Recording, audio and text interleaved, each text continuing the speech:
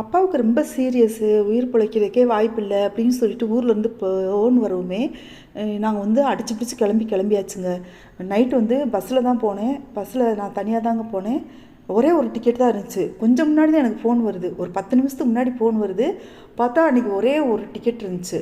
டக்குன்னு கிளம்பியாச்சு. கிளம்பி மதுரைக்கு கிளம்பியாச்சுங்க. அதுவும் வந்துட்டு வீக்கெண்ட் வேறு, அதனால் டிக்கெட்டே இல்லை பாருங்கள். எப்படியாவது ஒரு டிக்கெட் இருந்து போச்சு. பெரும்பாலும் நான் ட்ரெயினில் தான் போவேன். இந்த மாதிரி ஏதாச்சும் ஒரு அவசரம்னா மட்டும்தான் வந்து பஸ்ஸில் போகிறது. போயாச்சா, போயிட்டு நான் மாட்டுத்தாவணியில் இறங்கியாச்சுங்க. இறங்கிட்டு அப்படியே நான் ஒரு பஸ் பிடிச்சி போயாச்சு. நாங்கள் மதுரையில் இருக்க வரைக்கும் நாங்கள் வந்து மதுரை சிட்டிக்குள்ளே தான் இருந்தோம். ஆனால் இப்போ வந்துட்டு அப்பா பிரதர் ஃபேமிலியோட வீடு கட்டிட்டு பக்கத்தில் கிராமத்தில் இருக்காங்க. மதுரை ரொம்ப பக்கம் தாங்க. கொஞ்சம் நேரத்துலேயே போயிடலாம், ஒரு 15 நிமிஷத்தில் போயிடலாம். பஸ்ஸில் போகும்போது பூரா ஒரே அழுகழுகையாக வந்துச்சு. அம்மா வந்து சாகும்போது உயிரை விடுறதுக்கு வரைக்கும் அம்மா நல்லா கான்சியஸாக இருந்தாங்க.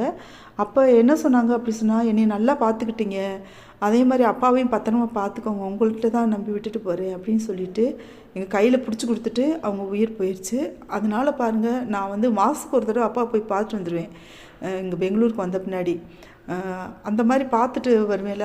காலையில் நான் போவேன் ட்ரெயினில். 7:30க்கு ட்ரெயின் விட்டு இறங்குவேன். பஸ் ஸ்டாண்டுக்குள்ளேயே அந்த பஸ் வரும், டவுன் பஸ் வரும். ரயில்வே ஸ்டேஷனுக்குள்ளேயே வந்துட்டு டவுன் பஸ் வரும். ஏறினேன்னா ஒரு 15 நிமிஷத்தில் ஊருக்கு போயிடலாம். அடுத்து வந்துட்டு ரிட்டர்ன் வரும்போது சாயங்காலம்லாம் கிளம்பிட்டு நைட் ட்ரெயினுக்கு நான் வந்துடுவேங்க. பெரும்பாலும் இந்த மாதிரி பிளான் பண்ணி தான் நான் எப்போவுமே போவேன். அந்த டிக்கெட் கிடைக்கிற நேரமாக பார்த்தா ஒரே நாளில் ரிட்டர்ன் ஆகிற மாதிரி. யார் வீட்லேயுமே தங்க மாட்டேங்க. நம்மளை வந்துட்டு நம்ம யார் வீட்லேயாச்சும் நீங்கள் போயிட்டு ஒரு நாளைக்கு மேலே தங்கி பாருங்கள். அது பிரதரோட வீடாக இருந்தாலும் சரி, சிஸ்டரோட வீடாக இருந்தாலும் சரி, நம்ம என்ன தான் நல்ல நிலைமையில் இருந்தாலும் சரி, நம்மளை வந்துட்டு ஒரு மாதிரியாக பார்ப்பாங்க.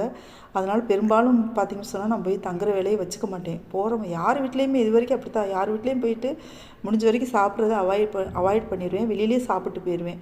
முடிஞ்சால் அவங்க வீட்டுக்கு ஏதாச்சும் வாங்கிட்டு போகணே தவிர நான் போயிட்டு அவங்களுக்கு தொந்தரவு கொடுக்கணும்னு சொல்லி பெரும்பாலும் நினைக்கிறதில்ல. இப்போ போயிட்டோமா, இங்கே பக்கத்தில் தான் இங்கே இறங்கி நிற்கிறேன் மாட்டுத்தாவணியில்.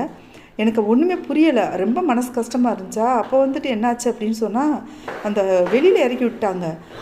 மதுரை எனக்கு தண்ணிப்பட்ட பாடு. மதுரை சைடு பார்த்திங்கன்னு சொன்னால் அந்த சிம்மக்கல் ஏரியா வரைக்கும், அண்ணா நகர்லேருந்து சிம்மக்கல் ஏரியா வரைக்கும் எனக்கு நல்ல பழக்கமான இடம். அதை தாண்டி நான் பெரும்பாலும் போக மாட்டேன். ஏன்னா மீனாட்சி அம்மன் கோயில் அங்கே தானே இருக்குது. அது வரைக்கும் வந்துட்டு எனக்கு நல்லா தெரியும். ஆனால் வந்து இந்த மாட்டுத்தாவணி வெளியில் தான் இறக்கி விட்டுருக்காங்க. நான் வேறு எங்கேயும் இறக்கி விட்டாங்க அவுட்டோரில் அப்படின்னு நினச்சிட்டு நான் கேட்குறேன், ஒரு ஆட்டோ கேட்குறேன், 100 கேட்குறாங்க. அப்போ இன்னொரு ஆட்டோ டிரைவர் சொல்ல, அக்கா அந்த பக்கம் திரும்பி பாருங்கள், இந்த தான் பஸ் ஸ்டாண்டு, நீங்கள் இந்த பாருங்கள் போங்க அப்படின்னு சொன்னான். பார்த்தா திரும்பி பார்த்தா பஸ் ஸ்டாண்டு இருக்குங்க. அட பாவியலா, எங்கிட்ட சுற்றி கொண்டு விடுவாங்களாட்டிருக்கும். இல்லை நான் போய்க்கிறேன்னு சொல்லிட்டு அப்படியே வந்துட்டு எங்கள் மாட்டுத்தாவணிக்குள்ளே வந்தாச்சு. வந்துட்டு அப்படி மல்லிகைப்பூ வாசனை, அப்படி மனசு அவ்வளோ ஒரு புத்துணர்ச்சியாக இருக்குச்சுங்க. அவ்வளோ நல்லா மணத்துச்சு. சரின்ட்டு உள்ளே போயிட்டு நான் டவுன் பஸ் ஏறி போயிட்டு ஊரில் போய் அப்பாவை ஒரு வண்டி பிடிச்சி தூக்கிட்டு நானும் என்னோடய பிரதரும் வந்திருந்தாங்க. அவங்களும் வேறு பெரிய பிரதர் வந்துட்டு அவங்களும் வேறு ஊரில் இருக்காங்க இல்லையா, அவங்க வந்துட்டாங்க. அவங்களுமே நான் கிளம்புனோன்னே கிளம்பிட்டு அதிகாலையில் வந்தாச்சு. நாங்கள் உடனே அப்பாவை தூக்கிட்டு போய் ஹாஸ்பிட்டலில் அட்மிட் பண்ணியாச்சு. ஐசியூவில் தான் அட்மிட் பண்ணோம். ஃபஸ்ட்டு எமர்ஜென்சியில் வச்சுருந்தாங்க. சரி, டாக்டர் வந்து என்ன சொல்லுவாங்கன்னு பார்த்துட்டு இருந்தா. அது கொஞ்சம் முன்னாடி அப்பா கொஞ்ச நாள் சுயநினைவு கம்மியாக தான் இருந்தாங்க. எதனால் அப்படின்னு சொன்னால், அந்த பக்கவாதம் வந்துச்சுங்க ஒரு 5 வருஷத்துக்கு முன்னாடி. அதில் வந்து அவங்களுக்கு கொஞ்சம் மூளை சுருங்கிடுச்சு. அது அப்போலாம் நல்லா தான் இருந்தாங்க. இப்போ சமீபத்தில் ஒரு 6 மாதம் அளவில் தான் கொஞ்சம் நினைவுகள் வந்து குறைஞ்சிட்டு வந்துச்சு.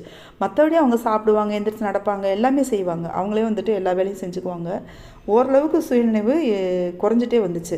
அப்போ என்னாச்சு அப்படின்னு சொன்னால், மாதத்துக்கு ஒரு தடவை நான் போய் பார்த்துட்டு வருவேன் இல்லையா.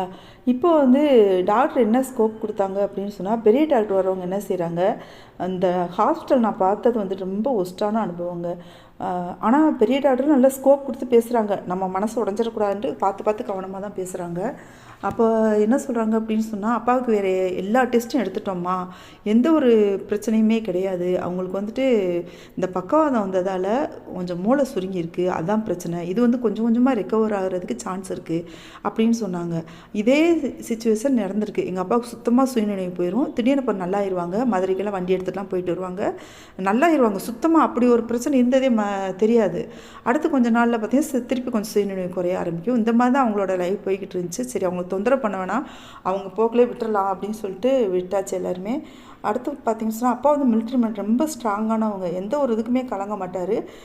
அப்படிப்பட்டவரே இந்த நிலைமைக்கு ஆகிட்டார். அப்போ வந்துட்டு அப்புறம் 2 டாக்டர் வருவாங்க பாருங்கள். அந்த பெரிய டாக்டர் காலையில் ஒரு 10 மணிக்கிட்ட வருவாங்க. அவங்க நல்லா ஸ்கோப் கொடுத்து போய் பேசிட்டு போவாங்க. அடுத்து வர டாக்டர் என்ன சொல்லுவாங்க தெரியுமா, இவர் உயிர் பிழைக்கிறதுக்கு சான்ஸே இல்லைங்க, ரொம்ப கிரிட்டிக்கலாக இருக்காருன்னு சொல்லிட்டு போயிடுவாங்க. ஆனால் அங்கே போன வந்து அப்பாவுக்கு எந்த ஒரு உணர்வையும் இல்லை, கோமா ஸ்டேஜ் மாதிரி தான் இருந்தாங்க. திரும்பி நாங்கள் டிஸ்சார்ஜ் பண்ணி கூப்பிட்டு போகிறது வரைக்குமே. அடுத்து வந்துட்டு ஒரு 3-4 டாக்டர் வருவாங்க. கொஞ்சம் டிபார்ட்மெண்ட் டாக்டர், நரம்பு டாக்டர், மூளை நரம்பு டாக்டர், அப்புறம் வந்துட்டு மனநல டாக்டர், இப்படி ஒவ்வொருத்தங்களாக வருவாங்க. அவங்க வந்து மொத்தமாக வருவாங்க. அவங்க வந்துட்டு சொல்லுவாங்க, அப்பா கொஞ்சம் கொஞ்சமாக ரெக்கவர் ஆகி வந்துடுவாங்க அப்படின்னு சொல்லுவாங்க. சரி அப்படி கொஞ்சம் சந்தோஷமாக வந்து உட்காந்துருந்தோம்னு வச்சுக்கோங்க. கொஞ்ச நேரத்தில் இன்னொரு டாக்டர் கூப்பிடுவாங்க ஐசியூலேருந்து. போனோம்னு வச்சு கவுன்சிலிங்க்கு கூப்பிடுவாங்களா, கூப்பிட்டு போனாக்கா அவங்க என்ன சொல்லுவாங்கன்னா, அப்பா உயிர் பிழைச்சி வர்றதுக்கெலாம் சான்ஸ் இல்லைம்மா, நீங்கள் வீட்டில் தூக்கி போய் வச்சுருங்க அப்படின்னு சொல்லுவாங்க.